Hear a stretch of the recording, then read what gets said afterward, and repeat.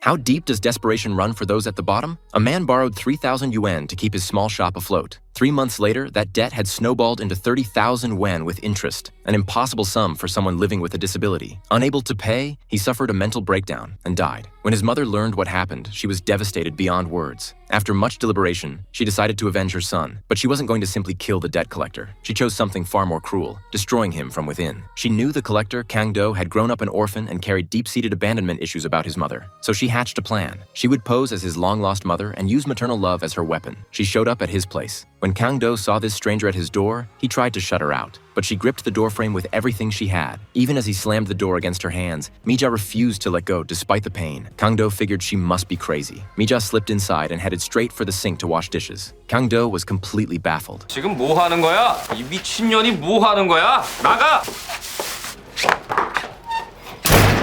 When he stepped out to take out the trash, he found her still there. She was holding the knife he'd dropped by the door. Kang Do had made plenty of enemies. He assumed she was there for payback. So he lifted his shirt, offering her a free shot. Mija's hands trembled. Her mind flooded with images of her son's desperate eyes in his final moments. But she couldn't do it. She handed the knife back. Though Kang Do played it cool, Mija could sense his unease. Nobody does something for nothing. She must have an angle. That night, he looked out his window, and sure enough, there she was, watching him. The next morning, Kang Do was heading out to collect debts when he found Mija had spent the entire night sitting outside his door. He tried to ignore her and keep walking, but she followed him like a ghost. 이강도 미안해.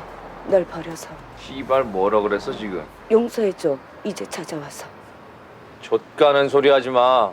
Knowing he wouldn't trust her easily, Mija dropped to her knees. 나를 용서해줘. Kang Do snapped. He slapped her across the face, twice, but she didn't back down. For her son's revenge, this pain was nothing. She tailed him to a hardware store where a debtor named Gi Cheol handed over everything he'd earned recently. Kang Do said it wasn't nearly enough. When he noticed Gi Cheol's elderly mother, he grabbed the man and started beating him, just to pressure the old woman into giving up her meager pension. When Kang Do realized they truly had nothing left, he dragged Gi Cheol to an abandoned construction site. Mija followed close behind. Kang Do began measuring the height of the floors. Gi Cheol knew exactly what this meant. They were going to break his leg so he could collect insurance money. But if he became disabled, his mother's burden would only grow heavier. He begged for mercy. Kang Do showed none. He shoved him off the ledge without a second thought. Then he turned and warned Mija to get lost, or she'd be next. His words were vicious, but he still didn't lay a hand on her. Mija realized something. Kang Do was starting to believe her act. Step 1 of her revenge was complete.